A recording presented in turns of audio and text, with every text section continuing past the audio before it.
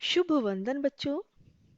आज हम कक्षा 9 में व्यवहारिक व्याकरण में अर्थ के आधार पर वाक्य भेद का अध्ययन करेंगे। वाक्य भेद दो प्रकार के होते हैं, अर्थ के आधार पर और रचना के आधार पर। रचना के आधार पर वाक्य भेद आपको 10वीं क्लास में पढ़ाए जाएंगे। 9वीं क्लास में अर्थ के आधार पर वाक्य भेद दिए गए हैं। सबसे पहले जान लेते हैं वाक्य किसे कहते हैं।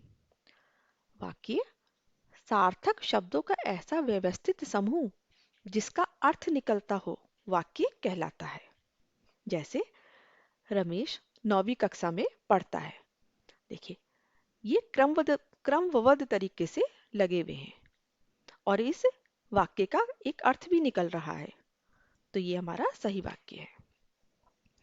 किसी भी वाक्य में कर्ता तथा क्रिया का होना अनिवार्य है, इसलिए वाक्य के दो अंग होते हैं। पहला होता है उद्देश्य और दूसरा होता है विधेय। अब देखिए, उद्देश्य क्या होता है?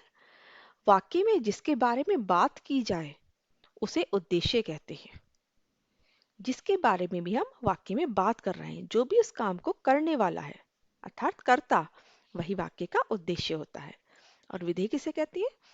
उद्देश्य के बारे में जो बात की जाए उसे विधेय कहती है। ठीक है, जैसे रोहन किताब पढ़ रहा है, एक वाक्य है रोहन किताब पढ़ रहा है।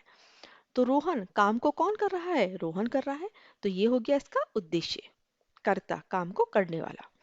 और उद्देश्य को छोड़कर जो बाकी का वाक्य बचा है वो विधेय हो गया।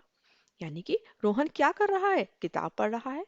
रोहन के बारे में क्या बात की जा रही है? कि वो किताब पढ़ रहा है, तो ये क्या हो गया? विधेय हो गया। ठीक है, काम को करने वाला उद्देश्य और क्या काम कर रहा है वो विधेय कहलाता है। वाक्य भेद। अर्थ के आधार पर वाक्य को 8 भागों में विभाजित किया गया है।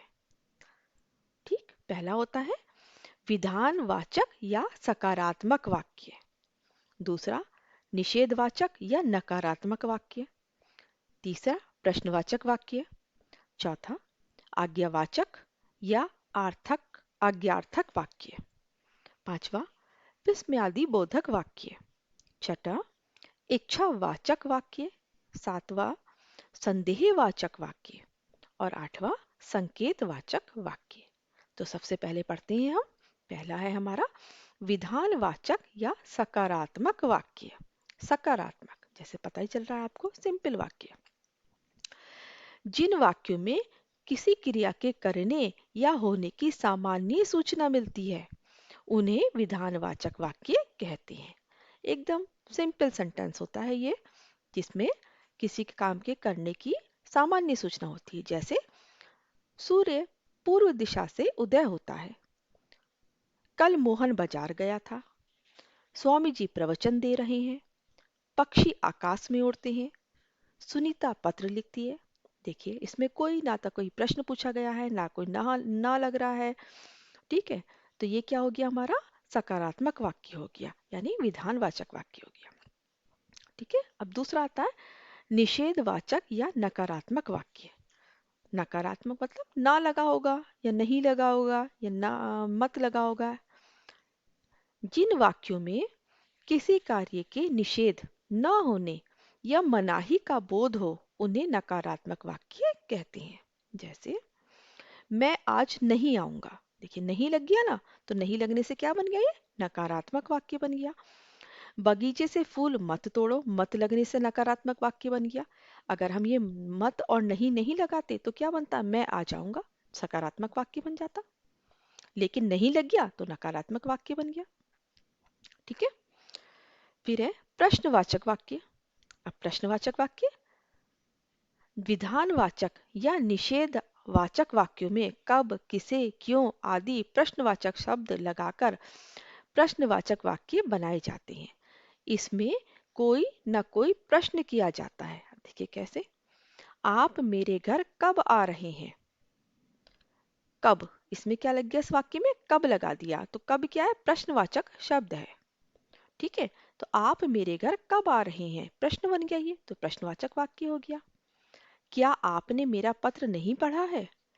क्या भी लग गया और नहीं भी पढ़ा है ना? तो क्या क्या है इसमें? प्रश्नवाचक शब्द लगा हुआ है। नकारात्मक वाक्य में प्रश्नवाचक शब्द लग गया तो ये क्या बन गया? प्रश्नवाचक वाक्य बन गया। आप क्यों नहीं जा रहे हैं? क्यों प्रश्नवाचक शब्द आ गया। साथ में प्रश्नवाचक चिन्ह भी लगाते हैं अंत में। कल कौन कौन स्कूल आएगा? आप बिजनौर से कब लौटे? कब लग गया। तो ये सब क्या हो गया? ये हो गए प्रश्नवाचक वाक्य। नंबर 4 पे आता है आज्ञावाचक या आज्ञार्थक वाक्य। इसे हम विधिवाचक वाक्य भी कहते हैं। कैसे? जिन वाक्यों में आज्ञा, अनुमति, विनय या प्रार्थना का भाव हो उन्हें आज्ञार्थक वाक्य कहते हैं। जैसे क्या होगा आपका?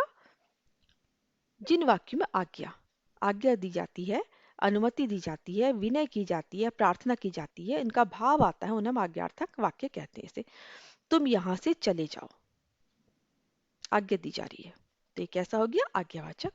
चुपचाप अपना काम करो, आज्ञा दी जा रही है। कठोर बनो परंतु दयालु रहो, शोर मत करो, कृपया आप बाहर बैठिए, विनय की जा रही है। ठीक है, तो ये सब क्या हो गया? आज्ञावाचक वाक्य हो गए। अब आता है विस्मयादिबोधक वाक्य। अब विस्मयादिबोधक वाक्य क्या होते हैं? तो विस्मयादिबोधक वाक्य में जिन वाक्यों में विस्मय किसे कहते हैं? आश्चर्य को, हर्ष, शोक, घृणा आदि का भाव स्वतः ही प्रकट हो जाता है, उन्हें विस्मयादिबोधक वाक्य कहते हैं। जैसे हम किसी चीज को देखते हैं और हमारे मुंह से स्वतः ही अपने आप निकल जाता है, जो शब्द अपने आप निकलता है वही विस्मयादिबोधक वाक्य में आता है। जैसे अरे ये चोट कैसे लगी? छी, कितना गंदा कमरा है। वाह, क्या छक्का मारा है। ओहो, ये सब क्या हो रहा है। उफ, इस मुसीबत से कैसे छुटकारा मिले। तो ये क्या है सब? अरे, छी, वाह, ओहो, उफ, ये सब क्या है? ये है विस्मयादिबोधक शब्द होते हैं जो स्वतः ही किसी चीज को देखकर अपने आपके मुख से अपने आप निकल जाते हैं। तो ये सब कैसे वाक्य हो गए? इनसे शुरू होने वाले वाक्य विस्मयादिबोधक वाक्य बन गए। छठा आता है इच्छावाचक या इच्छार्थक वाक्य। जिन वाक्यों में इच्छा, आशीर्वाद, शुभकामना, आशा आदि का भाव प्रकट हो उसे इच्छावाचक वाक्य कहते हैं। इच्छावाचक जैसे भगवान तुम्हारा भला करे, इच्छा इसमें जताई जा रही है, तो ये क्या हो गया? इच्छावाचक वाक्य हो गया। नव वर्ष मंगलमय हो, अब घूमने के लिए चला जाए, इच्छा जताई जा रही है। हे ईश्वर, सब सकुशल घर लौटे, आपको आपके जन्मदिन की हार्दिक शुभकामनाएं।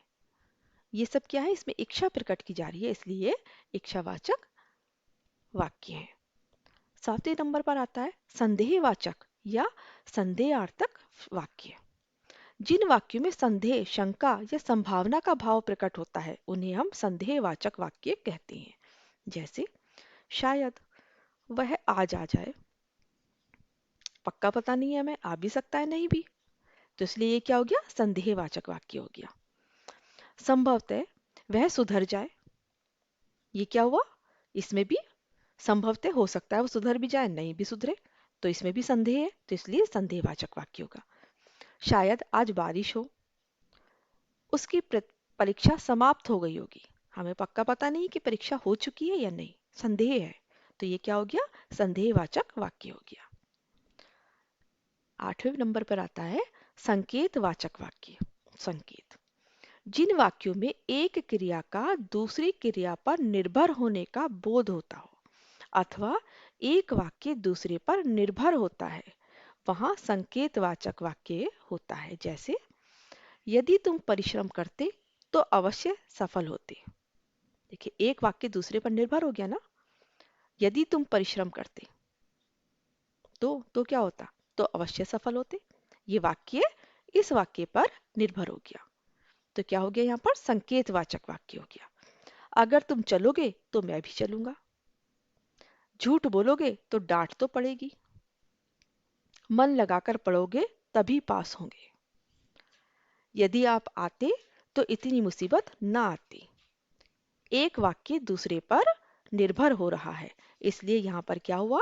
संकेतवाचक वाक्य हुआ। तो समझ में आ गया आपको 8 प्रकार के वाक्य किस प्रकार से हैं। अगर आपको मेरा ये वीडियो अच्छा लगे तो मेरे वीडियो को लाइक करिए, सब्सक्राइब करिए, शेयर करिए। नमस्कार, स्वस्थ रहिए, खुश रहिए।